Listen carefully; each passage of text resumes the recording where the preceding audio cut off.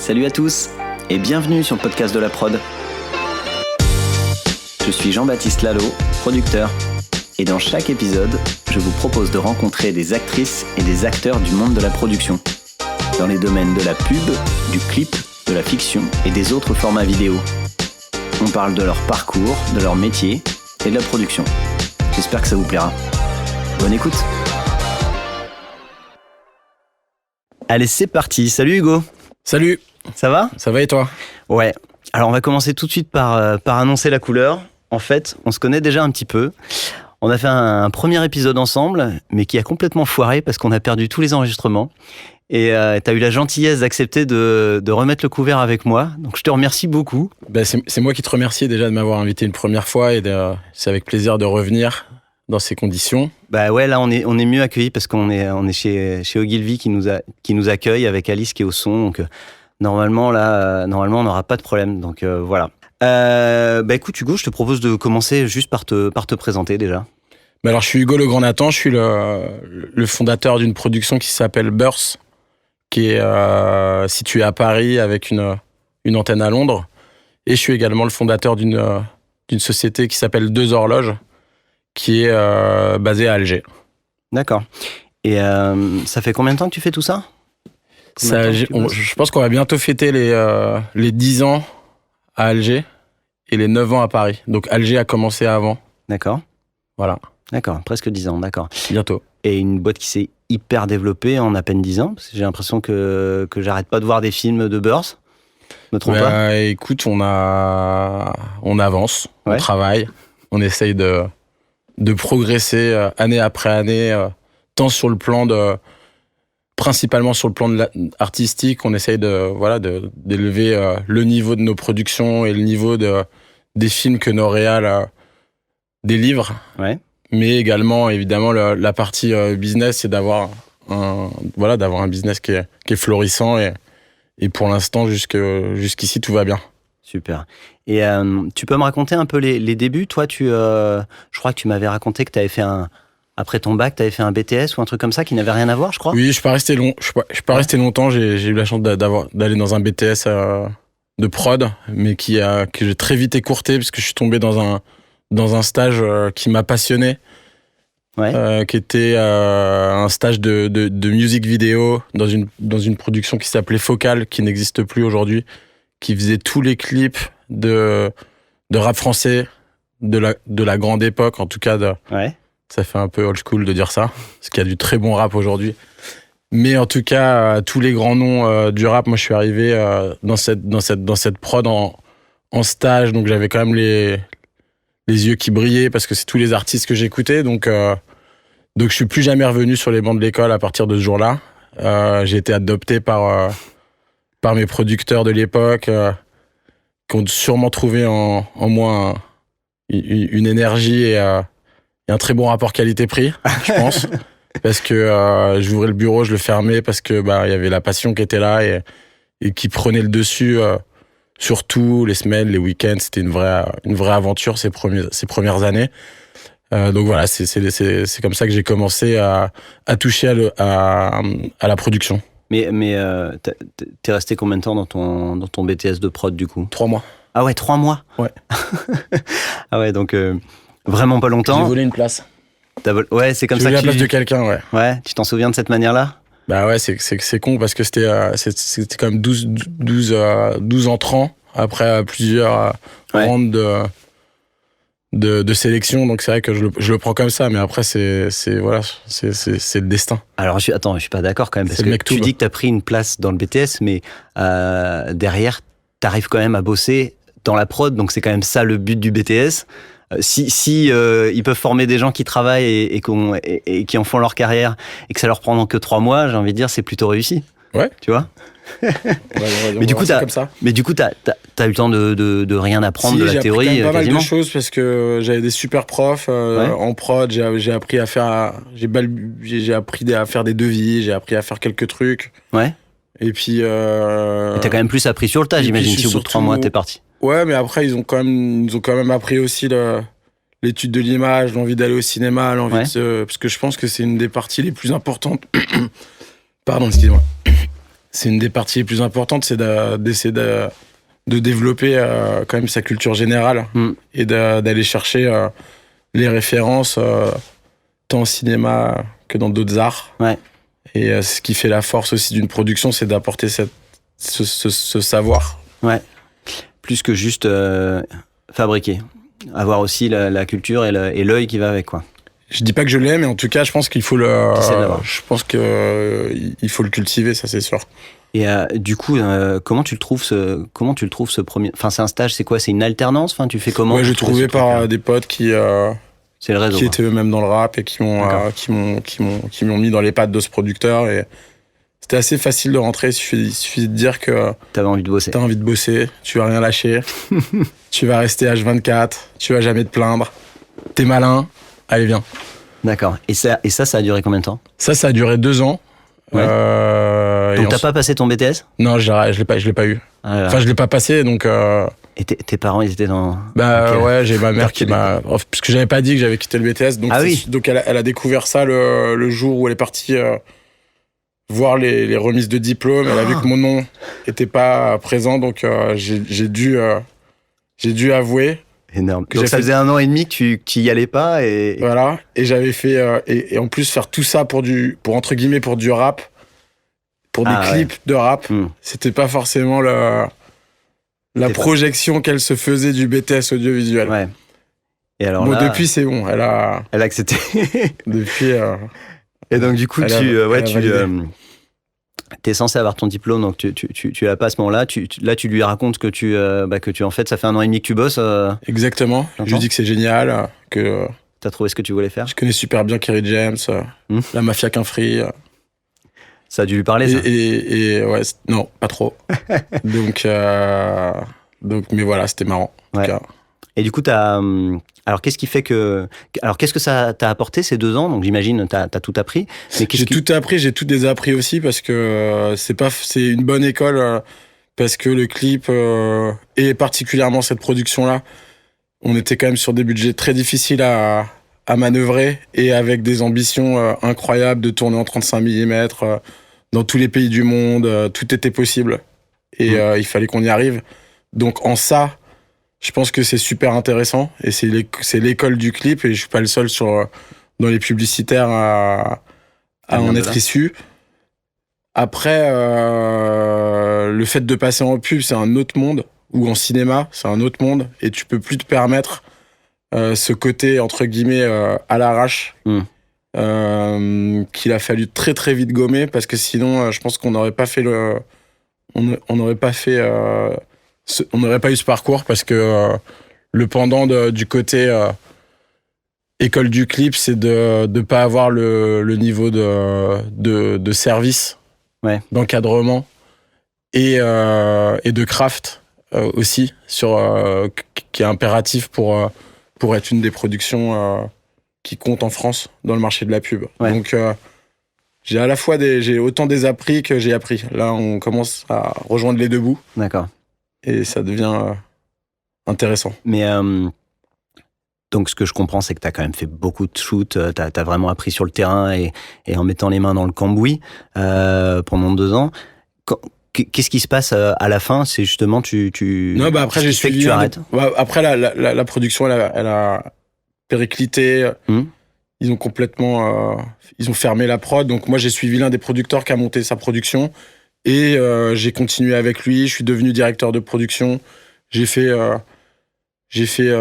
quelques années de direction de production avec lui, toujours sur du clip. Et j'ai monté une première production avant Burst, qui a été un échec complet. Alors ça, attends, l'épisode juste après la première prod, c'était combien de temps avec le producteur que tu as suivi là?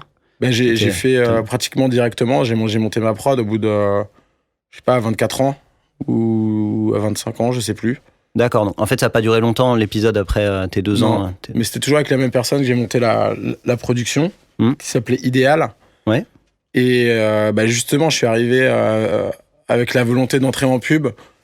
Et je me rappelle de mon premier rendez-vous chez Léo Burnett avec Bertrand Ayache, que je salue.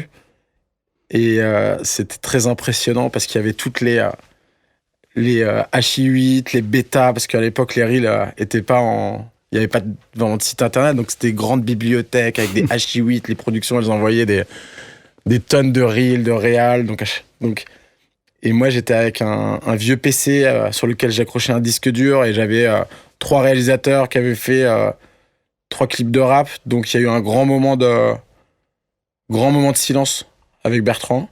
C'était marrant. Il m'a dit bon courage, mon gars. Il savait qui t'étais avant de te recevoir ? Oui, enfin, je l'avais un peu. J'avais réussi à décrocher un premier rendez-vous avec lui. Et donc, suite à ce rendez-vous, il m'a donné quand même pas mal de conseils. Il m'a dit je pense que t'es pas totalement prêt. Mais du coup, c'est toutes ces. Puis il y en a eu d'autres comme ça, chez DDB aussi. C'est-à-dire que tu t'es pris beaucoup de rendez-vous un peu. Non, pas beaucoup, parce que généralement, j'aime pas ça. Donc, je me suis pris j'ai fait des rendez-vous qui étaient des longs moments pour moi. Et du coup, j'ai essayé d'apprendre quand même assez vite parce que c'est un peu désagréable. Et puis voilà, au fur et à mesure, on a quand même réussi à faire nos premières pubs avec cette première production. Et on est rentré dans le truc, mais ça marchait pas. On n'y arrivait pas. On était ni assez staffé, ni assez expérimenté. On n'avait pas les bons réals. Donc, au bout de 4-5 ans de lutte, on a baissé les armes et c'était la fin du premier chapitre. D'accord. Et c'était avec des associés que tu as encore dans Burst ou non, pas du tout? Non, plus du tout. Des gens différents. C'est mon ancienne vie. D'accord. Donc ça, c'est idéal, hein, la prod. C'était idéal. Et du coup, je suis parti tout seul. Et j'ai quand même souffert parce que c'était beaucoup d'énergie pour... fermer une boîte, c'est comme... voilà, c'est une déchirure. Ça coûte de l'argent en plus, hein? Bah, non, c'est pas énorme parce que j'étais à flot.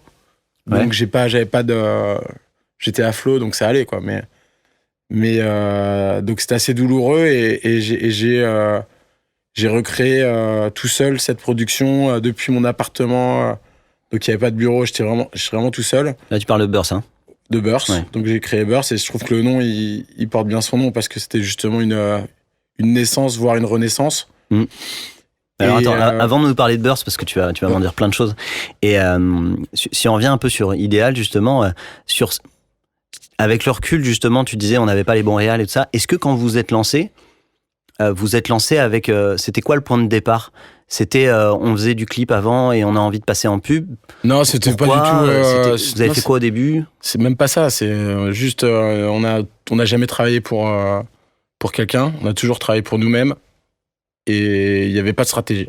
Donc c'est pour ça que ça n'a pas marché. D'accord. Il n'y avait pas de stratégie, il n'y avait pas d'organisation, il y avait juste de l'envie. Ouais. Mais ça suffit pas.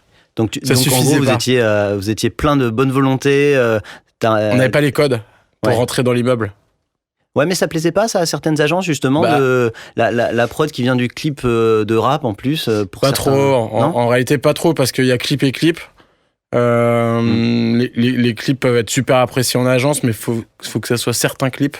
Et en l'occurrence, ceux que je faisais, comme par exemple les clips de Booba, ou c'est un peu trop trash. C'est pas des trucs qui parlaient aux créatifs d'agence, pas du tout. C'était trop cité, trop banlieue. Ouais, d'accord, ok. Et il y a eu cette envie à ce moment-là de se dire, bah tiens, on va essayer d'aller chercher des réals justement qui font pas du clip, ou c'était vraiment le positionnement de votre prod, non, mais après c'est pas que les réals, c'était nous aussi, on n'avait pas les codes, quoi. On n'avait pas les codes pour présenter notre production, pour avoir la stratégie, parce que il y a même certains réalisateurs qu'on aurait pu sûrement mieux défendre à l'époque, et il y avait aussi nous en tant que producteurs, on n'était pas formaté, je dis pas qu'on l'est aujourd'hui, mais comme dans tout département, dans tout business, que ça soit l'agriculture, l'immobilier, si t'arrives et t'as pas ni le réseau, ni les codes, ni les règlements intérieurs de comment tu vas y arriver, après chacun son style à l'intérieur, mais il faut quand même que t'aies une vision de là où tu vas, sinon tu vas pas y arriver. Et quand ça s'est fini, justement, donc derrière, t'as remonté tout seul quelque chose, tu t'es dit quoi à ce moment-là sur qu'est-ce que tu voulais surtout pas refaire? Bah, je me suis surtout dit ce que je voulais faire. Ouais. à vrai dire. Donc, j'ai commencé par réfléchir au nom. J'ai fait vraiment le truc, pour le coup, avec un peu de stratégie. Donc, le nom, le logo, le site, les réalisateurs que j'aimais bien, dont quand même pas mal qui venaient du clip. Parce qu'il s'agit pas du tout de renier cette époque. Moi, c'est une de mes périodes préférées. Ah donc, bah oui, c'était trop d'adrénaline. Donc, au contraire, mais il s'agissait peut-être de mieux la présenter. Donc, j'ai créé un premier roster de réal, de gens qui m'ont suivi quelque part sur rien, sur des rencontres, sur des calls.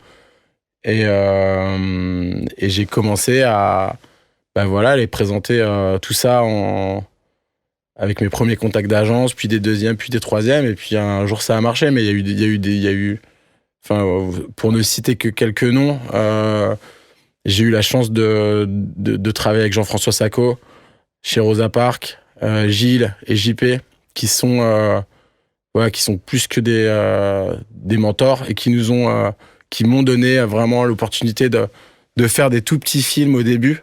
C'est l'époque où Rosa Parks aussi se créait. Ils sont créés un peu avant Burst.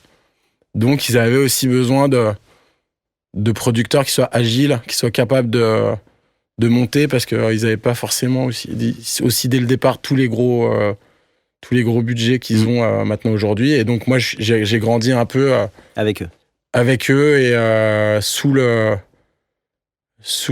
avec l'aide de Jeff, qui a été un des patrons d'agence qui a fait que Burst aujourd'hui est un peu plus connu qu'avant. D'accord. Et ça, c'était le début de Burst. Ça, c'était le tout début de Burst. D'accord. Et est-ce que ça a mis combien de temps à grandir? À bout de combien de temps tu as pu recruter des gens dans la prod? Comment ça s'est passé? 6 mois. 6 mois, ouais. Ça a été assez vite, en fait. Après, moi, je partais de 1. Donc forcément... T'as fait 50% de croissance. J'ai fait tous les ans, tous les ans, on a fait au moins 20% de croissance chaque année depuis 10 ans. Donc là, ça devient plus dur de les faire. Ouais, bien parce qu'aujourd'hui, on est une bonne vingtaine, voire plus au bureau. Mais non, ça a été assez vite. Ça a été assez vite et ça a toujours été des gens qui sont restés. Donc les premiers... Tu parles des réals? Non, je parle les réals sont pour la plupart restés depuis le début. Et aujourd'hui, les associés que j'ai aujourd'hui, c'était mes premiers stagiaires d'il y a 10 ans. Ah oui. Donc ils ont grandi de la même manière que moi j'ai grandi avec mon précédent producteur, et je leur ai laissé, je trouve que c'est pas un bon terme, c'est plutôt ils ont déjà gagné leur place par leur talent, par leur travail. Le fait de continuer à faire partie de cette aventure, mais de la partager, en fait. C'était ça mon idée, pouvoir la partager avec eux. Et c'est une idée qui marche. Et ça, tu l'as fait assez... quand ça marchait pas encore trop, le fait de... Je l'ai fait quand ça marchait pas autant que maintenant, mais je l'ai fait quand même à un endroit à un moment où je l'ai fait au bout de 3 ans. Donc on commençait à être pas mal. C'est une vraie décision, ça. C'est une vraie décision. Tu étais à 100% dans ta boîte, pour bien expliquer, tu étais à 100% propriétaire de ta boîte. Exactement. Au début. Et ensuite, vous êtes... alors, je sais pas quels sont les pourcentages. J'imagine que t'es encore majoritaire. Je suis majoritaire. T'es encore majoritaire, mais donc 3 autres associés, c'est ça que tu as fait rentrer? J'ai eu 2 premiers associés, qui sont Arthur et Tristan. Et donc, ils sont arrivés au bout de 3... Enfin, ils étaient là dès le premier film. Donc et après ils sont passés de stagiaire à assistant, directeur de prod, après producteur. Je pouvais partir sur un projet, je m'en occupais pas, donc ils sont devenus producteurs. Après ils ont commencé aussi à ramener des clients, à développer des réals. Et donc je trouvais que ça avait du sens de... T'as quand même pris en associé des gens qui étaient a priori moins expérimentés que toi au début, si j'ai bien compris. Et pour faire grandir le truc tous ensemble, quoi. Ouais. Donc, ce qui est plutôt un travail d'équipe, quand même. C'est une famille. C'est vraiment une famille. Mais tout le monde ferait pas ça. Il y a des gens tout le monde le dit, mais nous, c'est vrai. Ouais, toutes les boîtes sont des familles. Hein. C'est vrai quand tu parles aux gens. Et chez vous, c'est vrai. Non, je dis pas que c'est pas vrai ailleurs. Je dis qu'il y a des preuves comme celle-là qui témoignent de l'importance de l'équipe, des associés, des gens qui sont au bureau. et de cette envie de faire des choses ensemble au travail et même en dehors du travail. En tout cas. Super. Et donc, de faire ça, donc au bout de 3 ans, ça a permis que les gens bossent aussi. Enfin, j'imagine que tes associés se sont mis aussi à travailler pour eux. Enfin, quand t'es associé aussi, t'es directement concerné. Ça motive les troupes, je pense. Ça a motivé et puis ça fait qu'ils travaillent un peu H24 parce qu'on est pas. Je dirais qu'on est sur la même longueur d'onde, même si, comme tu l'as dit, il y a des différences historiques du fait que j'ai fondé la prod et d'autres raisons, mais globalement, on est quand même. On travaille ensemble et je pense que c'est une des clés aussi du succès, c'est d'avoir donné à mes associés cette place-là. Cette possibilité de rentrer. Mais il n'y a pas que, c'est aussi c'est une culture aussi de la production d'essayer les gens qui rentrent et quand ils sont bons, bah en fait, vu qu'ils vont durer, vu ils entrent à la base pour 6 mois ou pour 1 an, parce qu'en prod, c'est quand même quand tu rentres au début, c'est plutôt des cours. Des contrats courts. Des contrats courts, en tout cas chez nous. Et l'objectif principal à chaque fois, c'est que on se donne pour objectif qu'au bout de 6 mois, on est suffisamment grandi pour pouvoir proposer aux gens qui sont bons de passer à l'étape d'après. D'accord. Donc en Ce gros, qui fait qu'en fait, les gens, ils ont toujours une façon de travailler qui est la nôtre. Il y a une méthode. Alors c'est quoi la méthode Burst ? La méthode Burst, c'est jamais lâcher son réalisateur, jamais lui dire que c'est pas possible, et faire pareil avec son client. C'est pas facile, dire à son client tout est possible et son réalisateur tout est possible. Après, c'est dur. Après, c'est un truc que tu contrôles au moment du pitch, mais en tout cas, c'est l'ambition qu'on se donne, c'est en fait, quel que soit le budget, les créatifs, les réalisateurs, ils en veulent toujours plus. Tu peux être sur 100 000, tu peux être sur 1 million. Quoi qu'il arrive, il n'y a jamais assez d'argent. Ouais. Oui, c'est quelque chose dont on se rend compte quand on commence à toucher à des gros budgets aussi, c'est que il n'y a jamais assez d'argent par rapport à ce qu'on a envie de faire. Exactement. Peu importe le budget qu'il y a, quoi. Donc la méthode, c'est déjà de mettre une ambiance de travail et de placer la barre haute. Et des fois, on n'y arrive pas parce que c'est trop dur. Mais plus tu places les ambitions en haut, plus tu t'en rapproches, a priori. Ouais. C'est un postulat de départ et c'est quelque chose qu'on se demande à nous-mêmes, qu'on demande aux réalisateurs, qu'on demande avec nos partenaires, qu'on demande à nos employés. Et c'est ça. Il faut que ça soit bien à la fin. Il n'y a pas d'excuses de budget ou d'excuses de planning. À partir du moment où ça rentre chez nous, il faut que ça sorte bien. Ouais. C'est ça. Tu vas pas revenir vers ton réalisateur ou ton agence en disant oui, mais ça on aimerait bien le faire, mais c'est pas possible parce qu'il n'y a pas le budget. En gros, c'est ça. C'est trop tard. Tu dois te poser. C'est trop tard. T'as dit oui, donc tu le fais. Ouais. Et tu le fais avec une grande ambition. Ouais. C'est ça. Il y a d'autres choses dans la méthode Burst que cette ambition et de pas dire c'est pas possible. Il y a toujours les vieilles ficelles du clip, donc ça je les raconterai pas forcément, mais elles servent toujours. Vas-y, balance. Non, je peux pas. Il y a des choses, on peut pas tout dire. Et non, puis après il y a. Je pense que on travaille aussi avec des personnes qu'on choisit par plaisir. C'est con, mais le fait d'installer une bonne ambiance sur un plateau, le fait d'installer une bonne ambiance dans les bureaux, les réals, la post-prod, faut que ça soit cool. Faut que ça soit un bon moment. Des fois, c'est pas facile. Il y a des contraintes. C'est même des fois très difficile de réunir tout le monde autour de la même table et de faire en sorte que ça se passe bien, mais je pense que c'est une des clés derrière l'artistique et derrière la qualité du film. C'est derrière cette clé-là qui permet aussi de donner envie à tout le monde d'atteindre les résultats. Et comment on fait concrètement pour que ça se passe bien en fonction des personnalités de chacun, des stress de chacun? T'as des recettes pour que ça se passe bien? Ouais, faut être à l'écoute. Faut être à l'écoute de... Si t'écoutes bien les problématiques, après, tu peux les résoudre la majorité du temps. Tu penses qu'on n'écoute pas assez On n'écoute pas assez, et puis il y a des gens qui sont un peu torturés aussi. on parle à des réalisateurs qui ont une grosse pression sur les épaules, qui doivent délivrer un film à la fin. Donc, malgré tout, ils sont en première ligne de la responsabilité du fait que c'est bien ou c'est pas bien, c'est toi. Donc, les réalisateurs ont une grosse pression. Côté agence, je pense que la pression, elle monte depuis plusieurs années et qu'il faut qu'ils gardent leurs annonceurs. Pareil. Donc, et chacun pense chacun pense le mieux pour le film, mais c'est pas toujours la même vision. Ouais. Donc, il faut accorder tout le monde, il faut essayer de comprendre les mécaniques entre l'annonceur, l'agence, arriver jusqu'au réal, choisir les bonnes personnes pour que on mette tout le monde dans un environnement qui permette que ça se passe bien. Et ça, c'est pas évident. D'accord. Ça marche. Donc là, on est à 3 ans après la création de la boîte. Tu disais, ça commence à bien marcher. Tu associes donc. J'avais des bureaux déjà. J'étais au studio de l'Olivier chez une autre personne qui a été super importante pour moi, qui s'appelle Yves Boujna, qui avait ses studios maintenant aujourd'hui qui sont fermés, mais qui avait ses studios à Malakoff.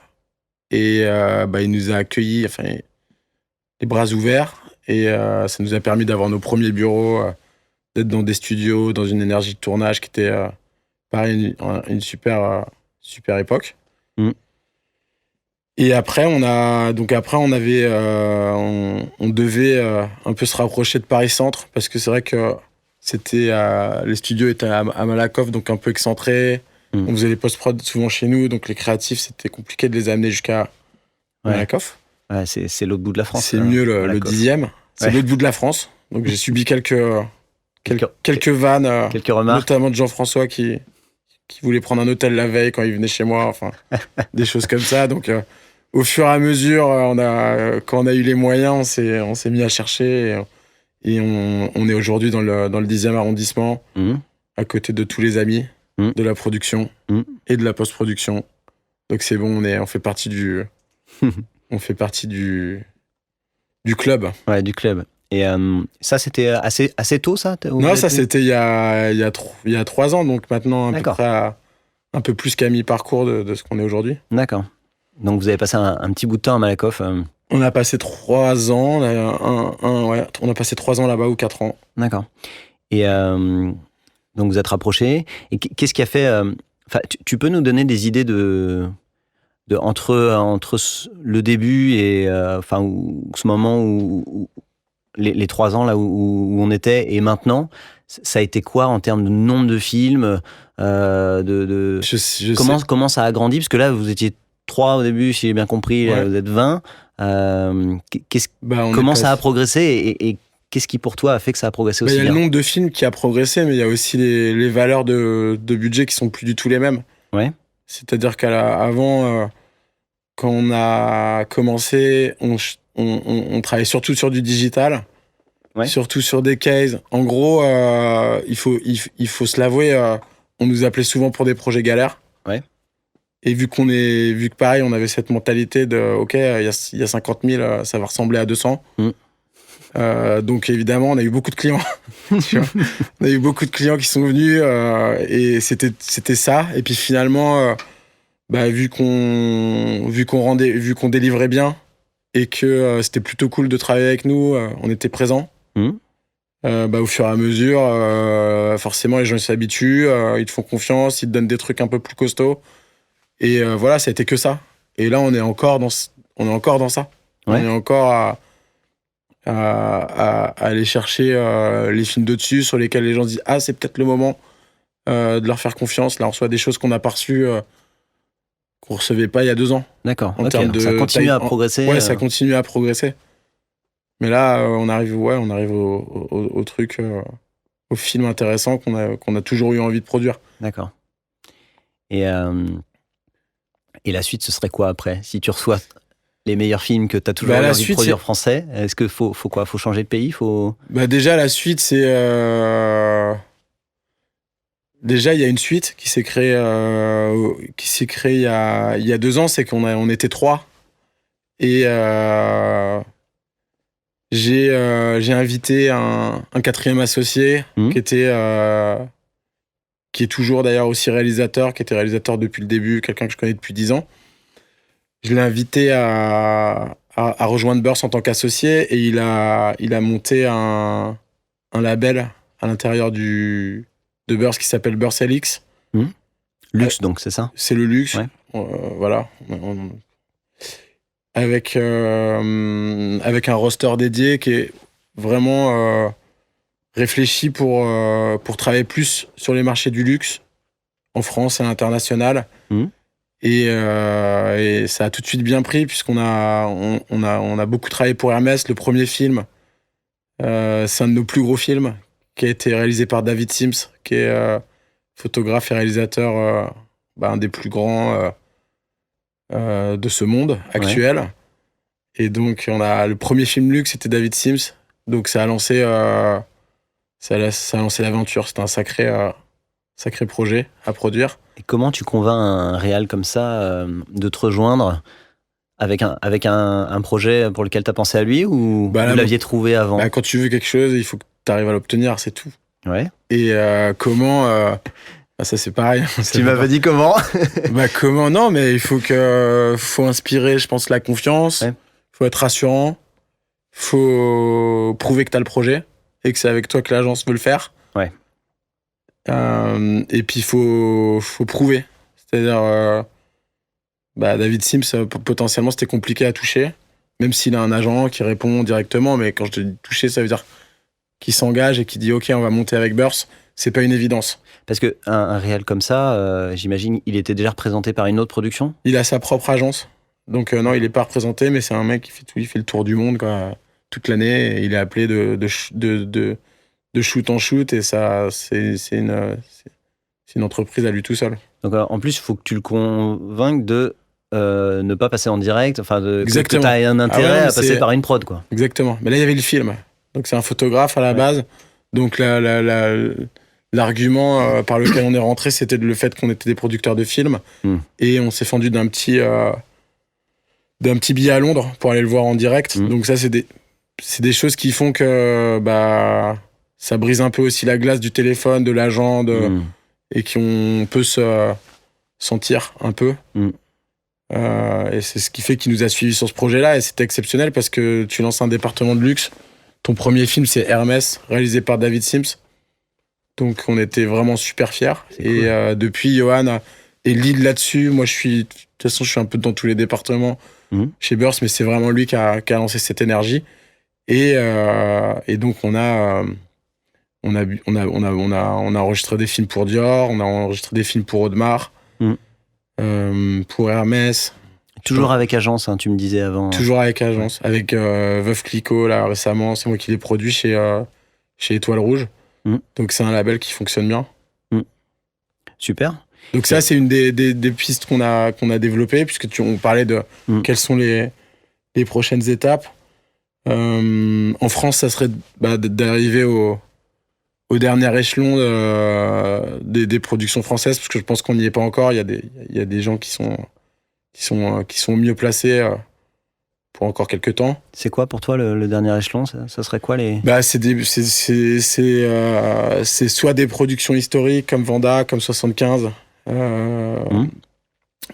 et soit d'autres productions historiques comme Icono, avec qui je suis super proche, et qui est une référence.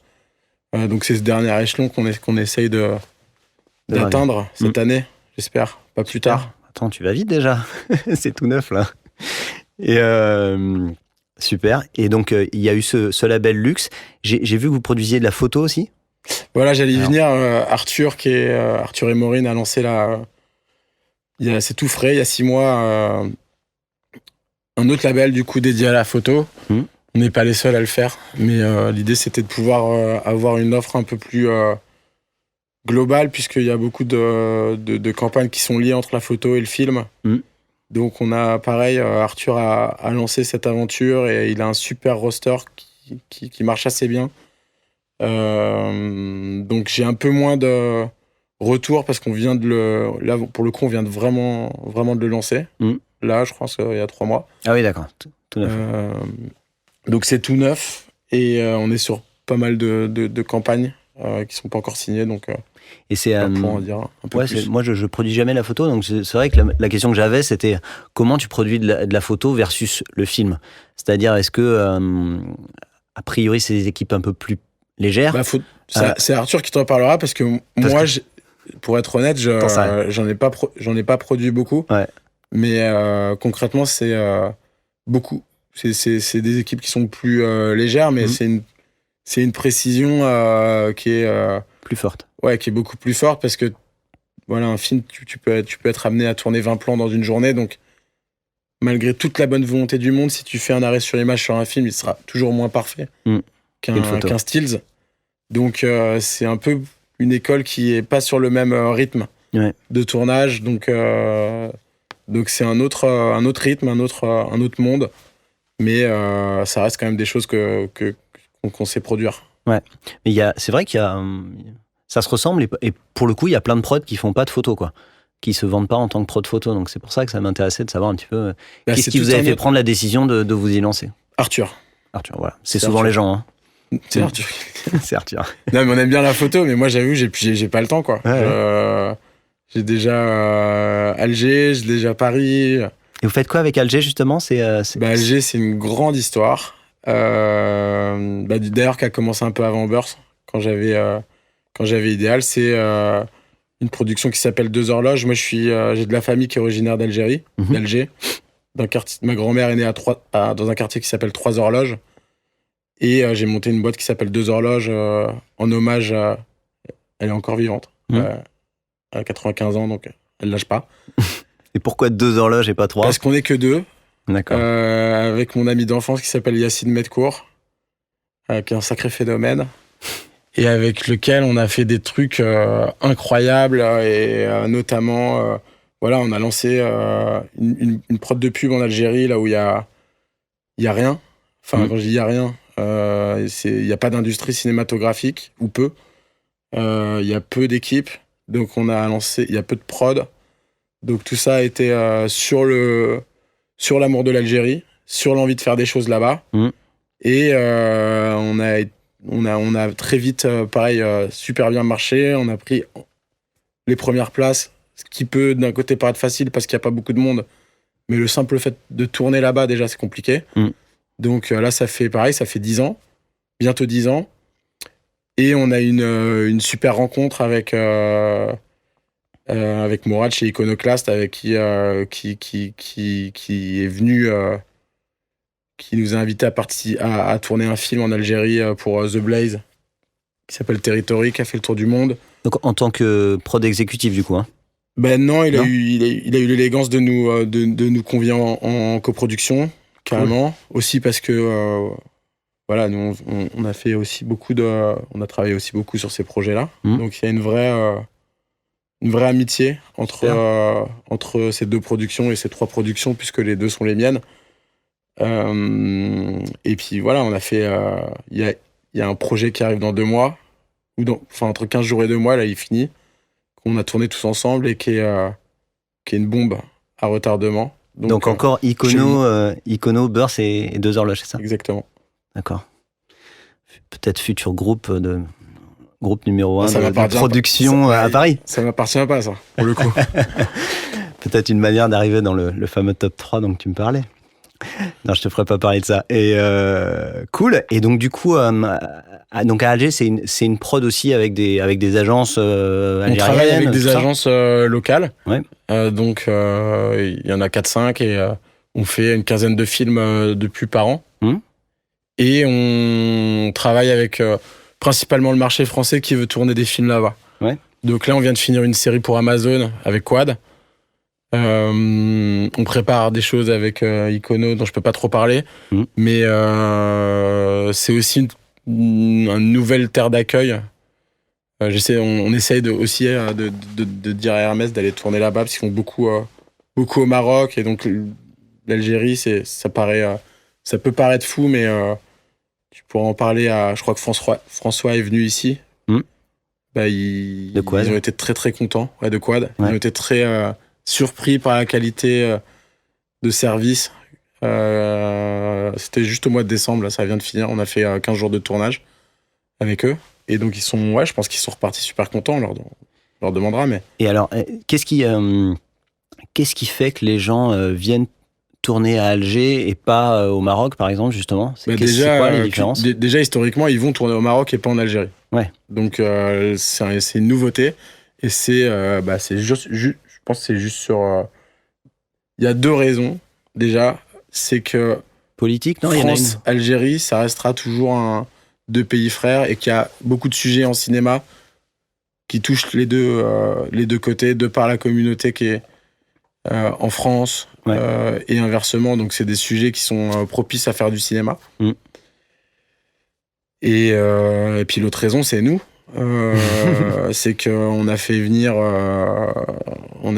je sais pas moi, 200 étrangers voire même plus en quelques années, et que ça se faisait pas avant, et que je me rappelle il y a 8 ans, les gens ils me disaient mais pourquoi en fait? Pourquoi tu fais ça?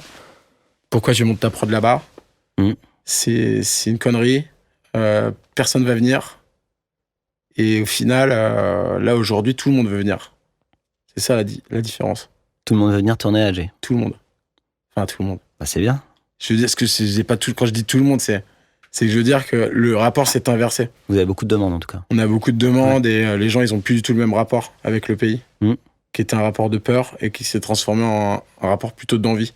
Ouais, c'est ce que je disais quand je parlais politique. J'ai l'impression que, je connais pas du tout ces pays-là, mais j'ai l'impression que le Maroc, les gens se disent c'est plus simple d'y aller, ou ça va être plus.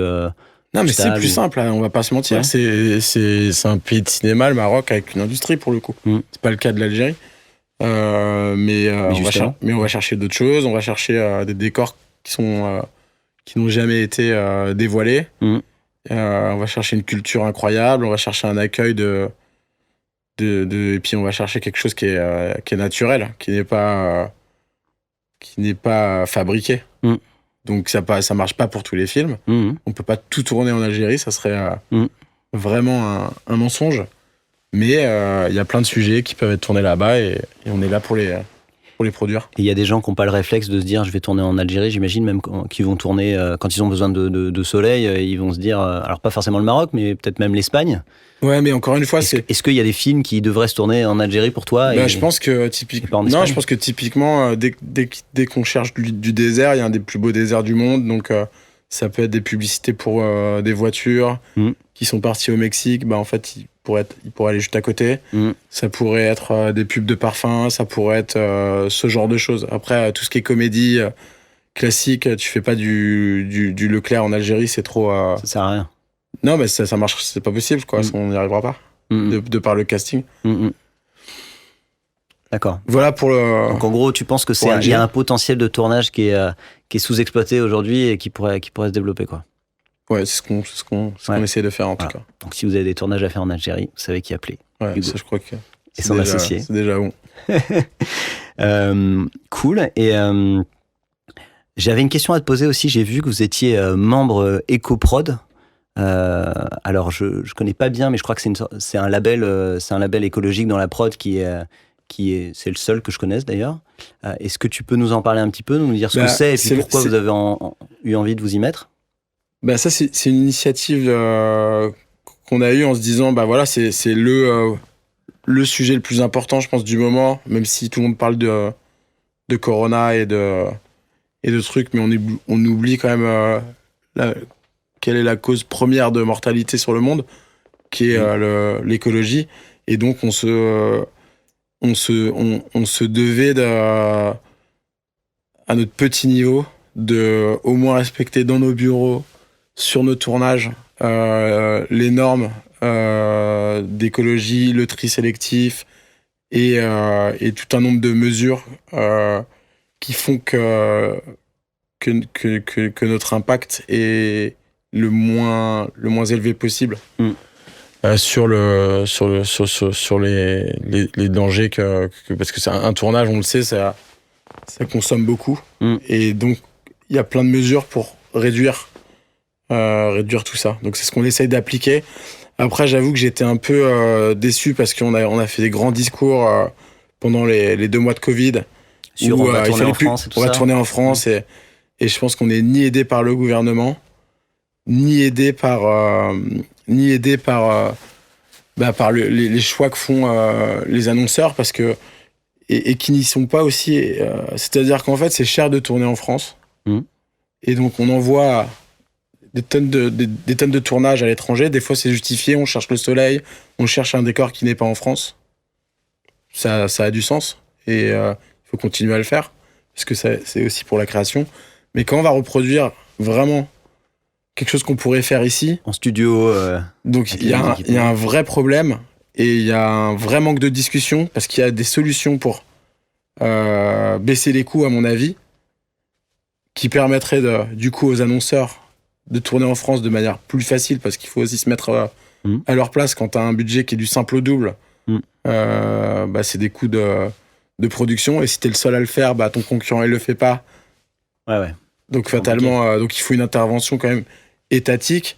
Quand on voit qu'on paye 70% de charges sociales sur, par exemple, sur tous les employés, et que finalement ils travaillent pas, parce qu'on envoie tout à l'étranger, je pense que là, il y a une réflexion à faire en se disant il faudrait mieux qu'on paye moins de charges sociales, mais que nos techniciens, nos fournisseurs et nous-mêmes, on puisse rester en France pour l'économie du pays, mais aussi pour ce sujet d'écologie, qui est de voyager tout le temps, d'aller jusqu'en Thaïlande pour reproduire un truc que tu peux faire ici à 8. Enfin, c'est ce qu'on fait maintenant aujourd'hui, parce que, à mon avis, on peut, nous, en production, aiguiller. C'est ce qu'on a fait sur Camailleux avec Buzzman. Et je crois que Buzzman, Camailleux, Burst, sur ce coup-là, on a eu la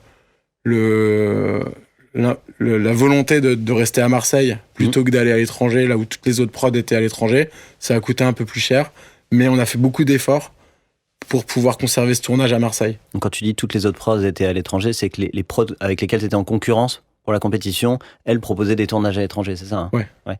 Et donc toi, tu mais étais c'est normal, plus cher, moi aussi, tu étais à Marseille mais plus cher. Non mais j'étais à Marseille mais plus cher, et on a eu cette discussion puisque c'était notre réal qui était plébiscité, de savoir est-ce qu'on va... Parce que moi je me dédouane pas, je tourne à l'étranger tous les 2 jours, donc je vais pas faire le moralisateur. Je pense que c'est le règlement qui va pas. Nous on suit malheureusement une économie de marché. Et là je suis sur une compétition actuellement où on a des gros casse-têtes budgétaires. On a essayé la France, ça marche pas. Donc ça marche pas, pourquoi ? Parce que principalement on a ces 70% de charges qui grèvent le budget.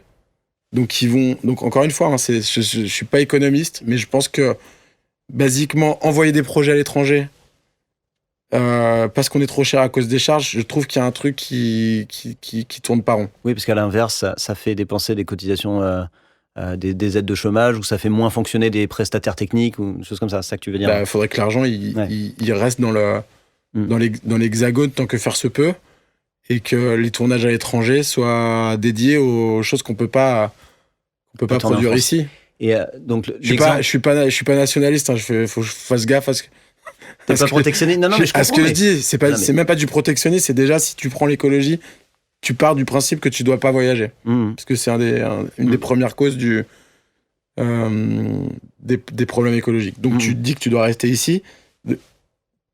L'État doit donc faciliter le fait de rester ici. Donc rendre les choses possibles économiquement, puisque je rappelle qu'on est dans une économie de marché. Et en gros, les leviers pour faire ça, donc il y aurait baissé les charges sociales. Est-ce qu'il y a... Non, et puis il y a aussi un effort des annonceurs de se dire, on met un peu plus cher aussi, parce que je suis pas sûr que juste en baissant les charges, ça suffit. Je sais pas, il faut faire l'étude. Mais peut-être aussi augmenter un peu les budgets pour rester en France. Et je pense que c'est une belle image de marque à décliner, de dire que tous nos tournages, sauf exception, sont faits ici, parce que c'est... On le voit pas trop, ça, pour le coup, tu vois, sur les spots tournés en France ou des choses comme ça. Et ça arrive sur les produits dans les supermarchés, mais dans nos métiers, tu vois jamais on se vante pas du fait d'avoir tourné en France, quoi. On a eu un espoir, justement, quand on s'est arrêté 2 mois de travailler, tout le monde a fait des grandes joutes, mais ça n'aboutit pas. Ça n'aboutit pas parce que je pense que ça doit venir d'un peu plus haut.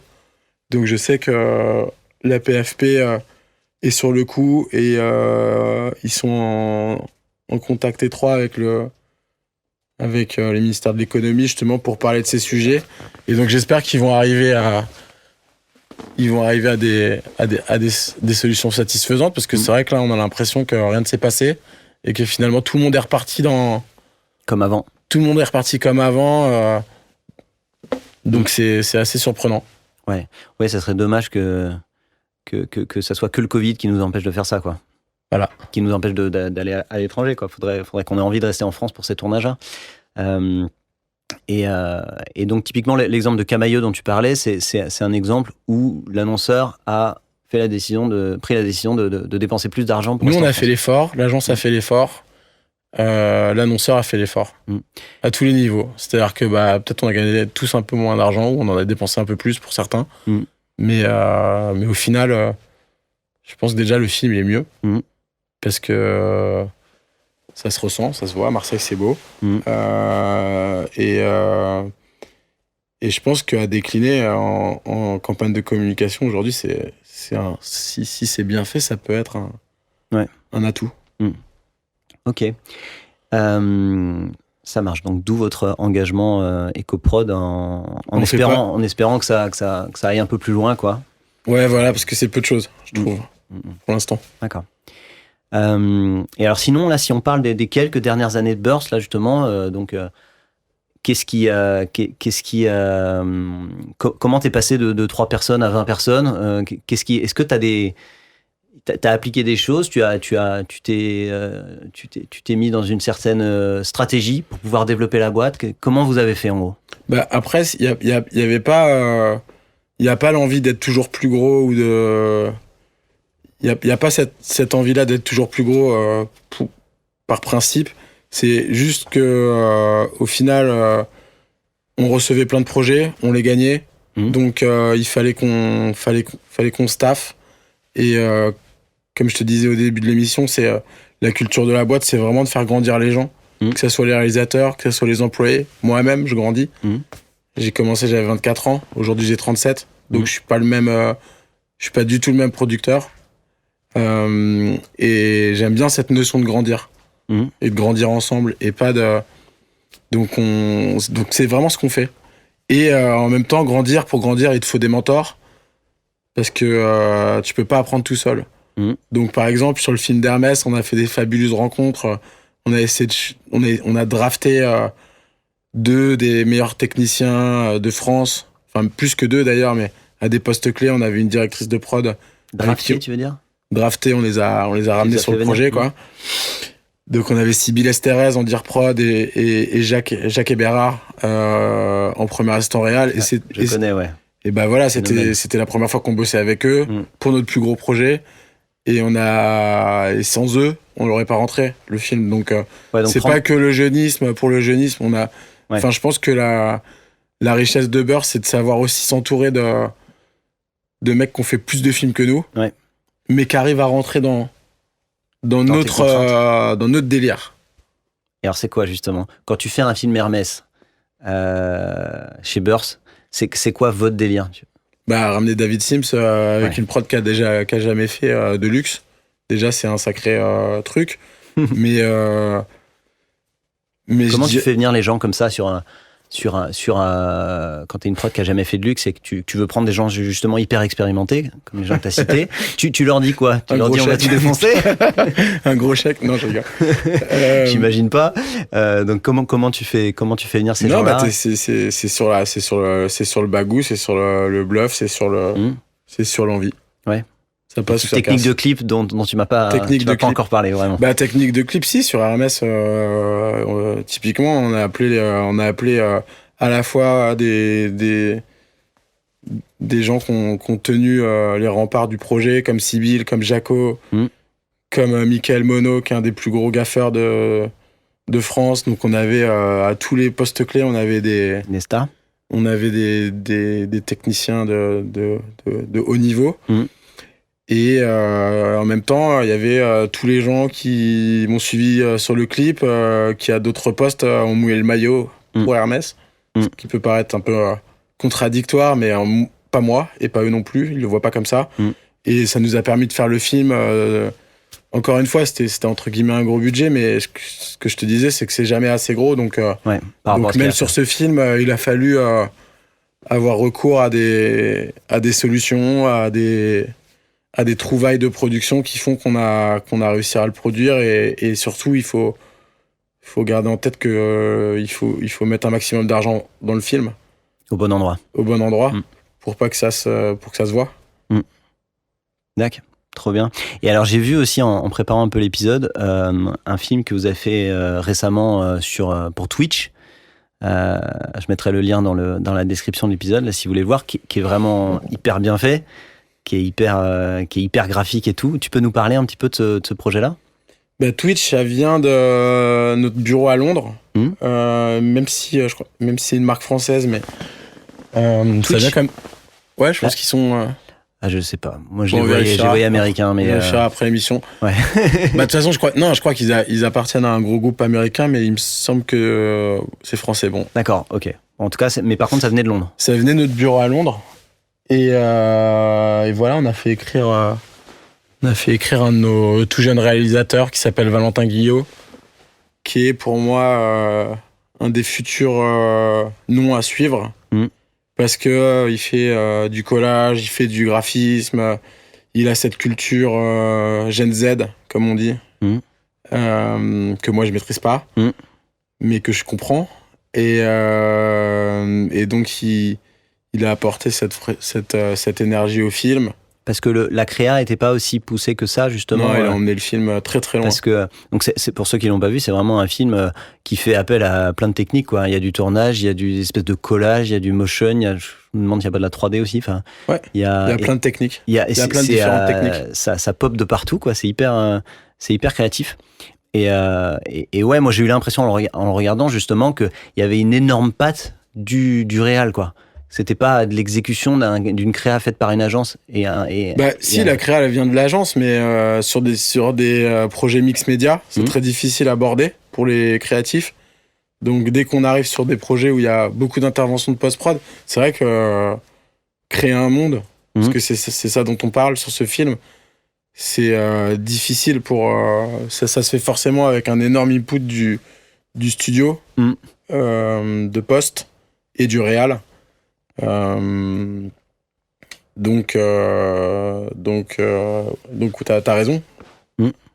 Et donc ça, c'est un projet qui arrive au bureau de Londres avec une agence londonienne, donc, et vous le partagez.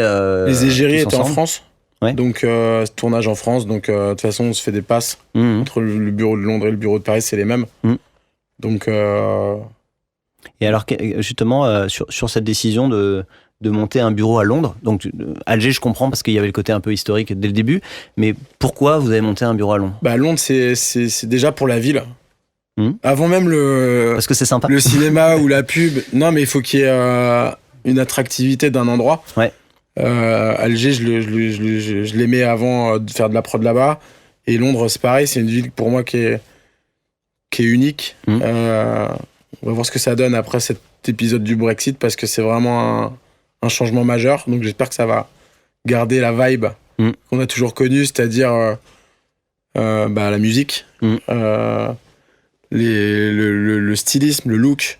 C'est une ville qui est stylée, qui pétille, qui vibre dans tous les sens, qui vit à 3000 à l'heure et qui est créative. Tout le monde est créatif, c'est-à-dire que tu sors dans la rue, tu vois les gens comment ils mélangent leur style vestimentaire, tu te dis ah ouais, on n'est pas du tout en France. Ça passerait pas. Tu vas dans une banque, tu vois un mec avec des dreadlocks, tu dis ça c'est pareil. Moi, mes potes qui avaient des dreads, quand ils ont travaillé en banque, on leur a demandé de les couper. Donc, à tous les niveaux, je trouve que c'est une ville qui est cosmopolite.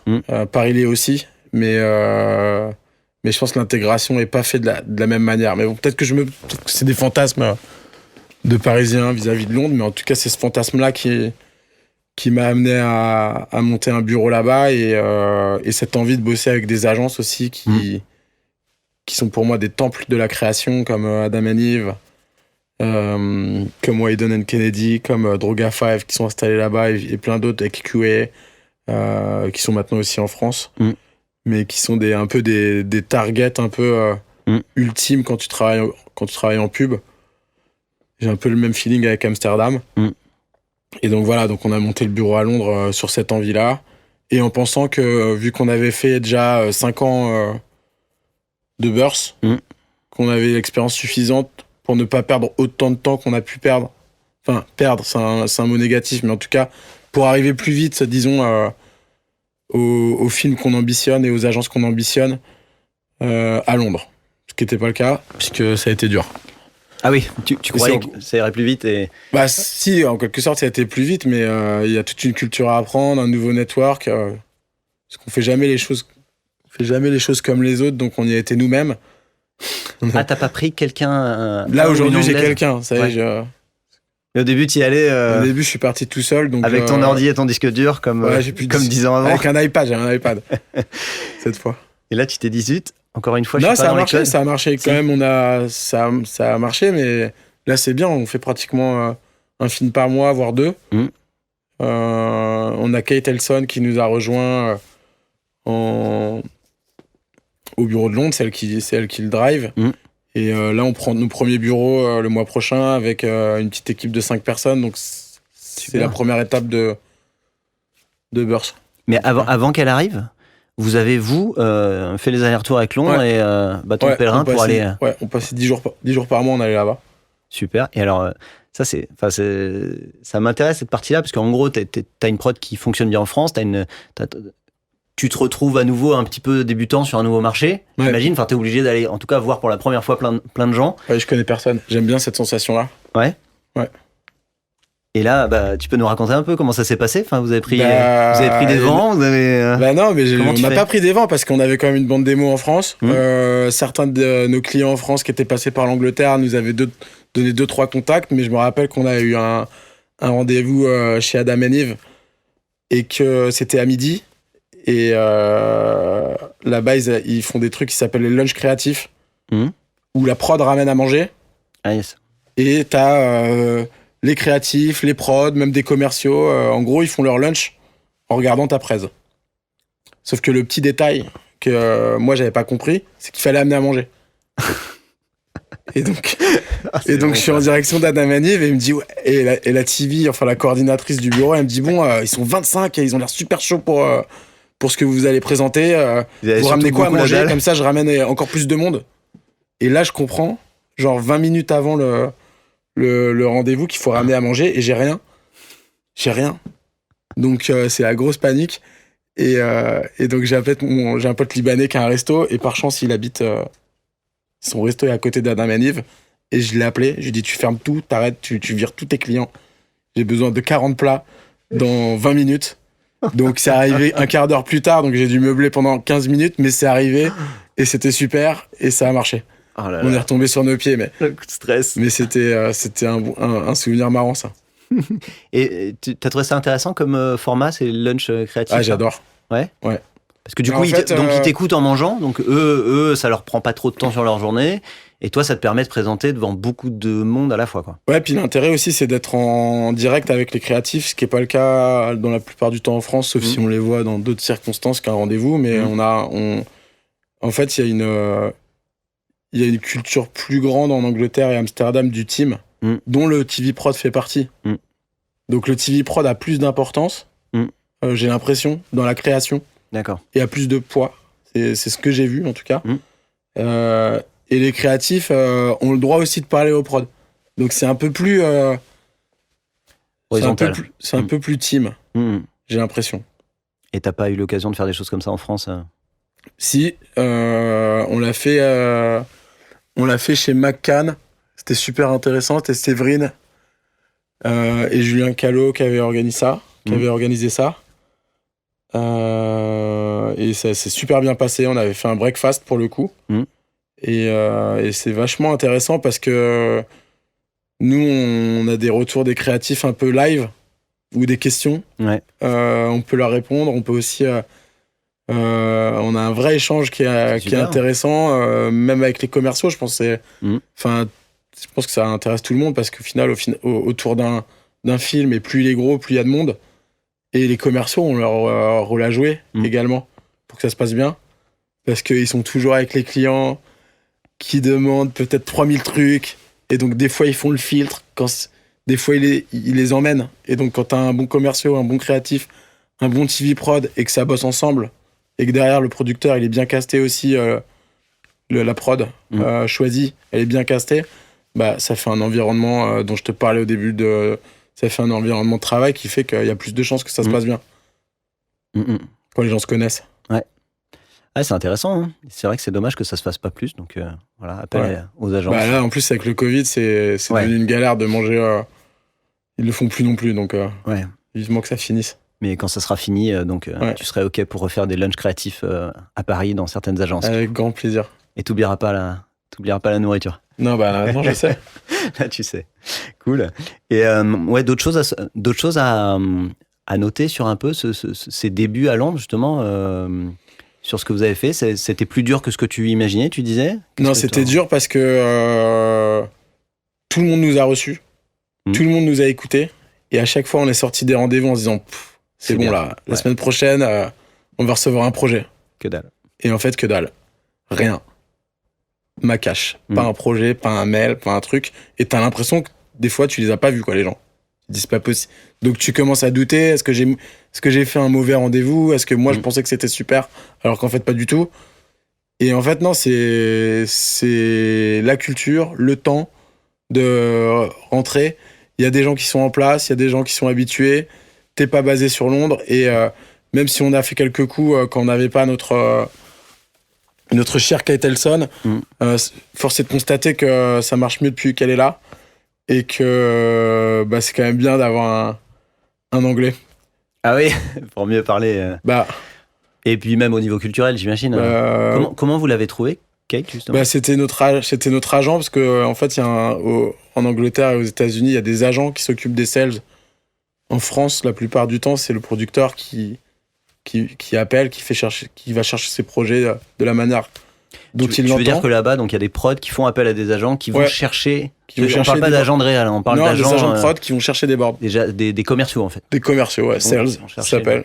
Sales, c'est les ventes. D'accord. Donc ils vendent burst auprès des agences. Donc t'as pas besoin d'appeler. D'accord. Et donc vous êtes passé par ce genre, par une agent. Ouais. C'est ça. C'était. Et à la fin, elle trouvait que burst était tellement fort par rapport à tous ses autres clients qu'elle a voulu s'occuper que de burst. Donc c'est comme ça que ça a commencé il y a 2 ans là maintenant avec Kate. Elle a dit moi j'arrête tout, je m'occupe que de vous.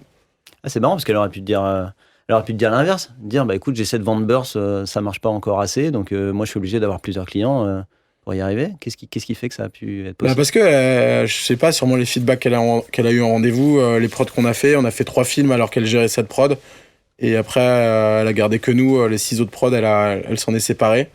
Et on en a fait 15 films dès la première année, donc je pense que pour l'instant c'est le bon calcul pour elle et évidemment pour nous. Et elle continue à faire que la partie sales, ou elle est aussi productrice? Non, elle produit aussi. Là maintenant on a pris un sales de Kate. Oui, d'accord. Donc c'est ce que je te disais, c'est qu'on essaye de bâtir les étages de la maison avec les gens qui ont posé les premières pierres. Ouais.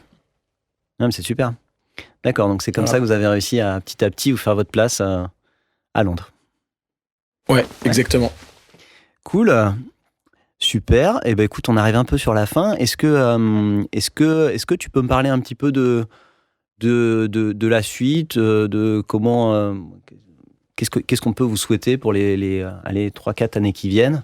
Il y a des directions que vous avez envie de prendre. Vous avez les directions, d'autres labels en tête ou... Non, on a déjà envie de consolider une année 2021 qui a été la meilleure, mais bon, ça c'est comme chaque année, mais qui a été vraiment exceptionnelle et qu'on a envie vraiment de pérenniser et peut-être d'arrêter un peu de grossir aussi, de se dire que là on est bien. Ouais. On fait des beaux projets, on s'occupe bien de nos réalisateurs, bien de nos clients, et que évidemment on a envie de se développer, de grandir, mais pas forcément de grossir en termes de quantité, parce qu'après ça va devenir un peu l'usine, et je pense que c'est pas ce que je souhaite. J'ai envie de continuer à prendre le plaisir de connaître tous les réalisateurs qui sont sur le roster et tous les gens qui travaillent chez nous. Et je pense que si on grossit encore, ça va devenir un peu trop. Voilà. D'accord. Et comment est-ce qu'on consolide une boîte de prod de 20 personnes? Je sais pas, Ça on veut va dire voir. quoi? Ça veut dire prendre moins de petits projets? Non, je pense que ça veut dire continuer à délivrer, parfaire l'organisation. Il y a encore plein de défauts qu'on est en train de lisser à tous les niveaux, que ce soit comptable, que ce soit prod. Voilà, on est quand même carré, sinon on serait pas là. Hein. Mais on est perfectible.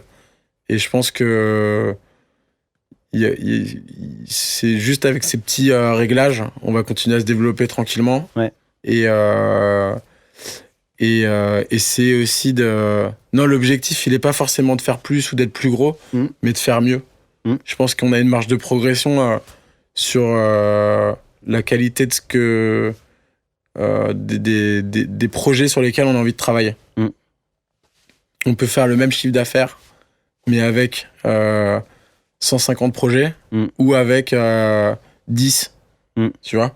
Mais les 10 sont uniques. Donc plus on avance, bah évidemment, plus on a envie d'être sur les 10 boards exceptionnels de l'année qui sont en Angleterre ou en France, et moins sur les projets qui sont alimentaires. Mais ça, c'est des rêves. Ouais. Donc, est-ce qu'on va l'atteindre? Je sais pas. On est très content déjà aussi d'avoir ce flow, d'avoir cette boîte qui continue d'avancer.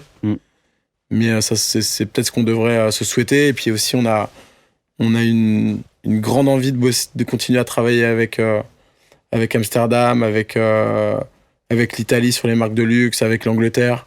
On a une envie aussi d'USA et de Chine. Donc, ça plus des projets pour 2024 ou 2025. Mais pas avec plus de réals, avec les mêmes réals, avec les... donc, c'est toujours la notion de grandir un peu... de la bonne manière. De la bonne manière. Et donc, si vous faisiez d'autres pays comme ça, tu reprendrais un peu le même principe de ce qui a marché à Londres, je pense parce que... ce qui a fonctionné. Ouais, je pense que c'est la seule méthode. Et justement, sur le côté, sur le roster de réal, donc, est-ce que vous avez des méthodes particulières pour déjà les trouver et surtout les entretenir un peu ce roster? C'est-à-dire, quand je dis l'entretenir, c'est pas forcément les films que tu fais avec tes réals, mais comment est-ce que tu fais pour garder un contact régulier, même avec les réals qui tournent moins? Comment est-ce que tu fais pour qu'ils aient envie d'être avec Burst et pas avec une autre prod? De toute façon, l'envie, le problème, c'est que au-delà de l'envie, après, il y a quand même les résultats. C'est-à-dire que tu peux avoir envie d'être chez Burst, ou nous, on peut avoir envie de défendre un réal, mais si au bout d'un an, je sais pas la date, y en a qui sont plus pressés, d'autres moins pressés, ça dépend des envies et des impatiences, mais il y a quand même on va pas se mentir, faut travailler, quoi. Il faut bosser, parce que sinon finalement la relation elle est pas intéressante. J'ai envie de dire qu'une production peut s'en sortir quoi qu'il arrive. Pour un réalisateur, c'est compliqué d'être dans une production qui te fait pas travailler. Donc c'est le grand défi des producteurs, c'est de pouvoir réussir à faire tourner tous les réalisateurs suffisamment pour qu'ils restent. Et puis, c'est pas, encore une fois, c'est pas juste une question de la difficulté, c'est que tu dois tourner, mais t'as pas toujours les projets que t'as envie de réaliser en tant que réal. Donc, il y a toujours ce débat entre, est-ce que je prends parce que j'en ai besoin financièrement, mais ça va pas forcément faire évoluer mon travail, parce que c'est important en fait. Tu peux te carboniser parce que d'un coup tu te mets à faire que des films alimentaires, et du coup les gens t'étiquettent très vite, lui il peut pas faire ça. C'est vachement dur, c'est vachement violent. C'est très violent. C'est très ça va être très compliqué pour les réals de savoir comment orienter leur bande et leur carrière. Notre rôle, c'est de faire le tri, et en même temps, on a aussi une responsabilité de succès. Donc c'est un truc qui est très difficile à gérer, et donc je pense qu'il faut le jouer avec honnêteté, parce que nous en tout cas, on les choisit par cœur pour leur talent et pour les hommes ou les femmes qu'ils sont. C'est les deux grands critères, et le fait qu'il y ait un feeling, il y a une envie. Après, sur la plupart du temps, ça se passe bien. Et quand il y a des difficultés à travailler, je pense qu'il faut aussi garder cette honnêteté jusqu'au bout et se dire que pour le bien de la relation et de la carrière du réalisateur, des fois soit on n'a pas eu de chance. Ouais, faut savoir s'arrêter. Des fois on n'a pas eu de chance, des fois ça n'a pas marché, des fois on a fait des erreurs, on a raté le board qu'il fallait pas rater, le projet qu'il fallait pas rater. Ça nous arrive pas beaucoup. Quasiment tous nos réalisateurs sont là depuis le début et ne sont pas partis. Donc ça, on en est super fiers. Mais quand ça arrive, il faut juste pouvoir se le dire et faire le mieux pour le réalisateur avant tout. Carrément. Bon, super Hugo. Je crois qu'on va s'arrêter là. Super. Et c'était très merci cool de pouvoir rediscuter avec toi. Donc une deuxième fois, je le rappelle. Encore merci de t'être prêté à nouveau à l'exercice malgré les soucis techniques. On en profite pour à nouveau remercier Ogilvy et Alice qui nous enregistrent là. Un grand merci. Et puis, merci à toi Hugo et j'espère à très vite. À la prochaine. Merci d'avoir écouté cet épisode jusqu'au bout. On a besoin de vous pour faire découvrir ce nouveau podcast. Si vous voulez nous aider, il y a 3 choses simples. Envoyez-le autour de vous, le bouche à oreille, c'est ce qui marche le mieux. Abonnez-vous pour ne pas manquer les prochains épisodes et mettez-nous une superbe note 5 étoiles si ça vous a plu. Et surtout, n'hésitez pas à m'envoyer un message par email sur lepodcastdelaprod@gmail.com. Merci et à très vite.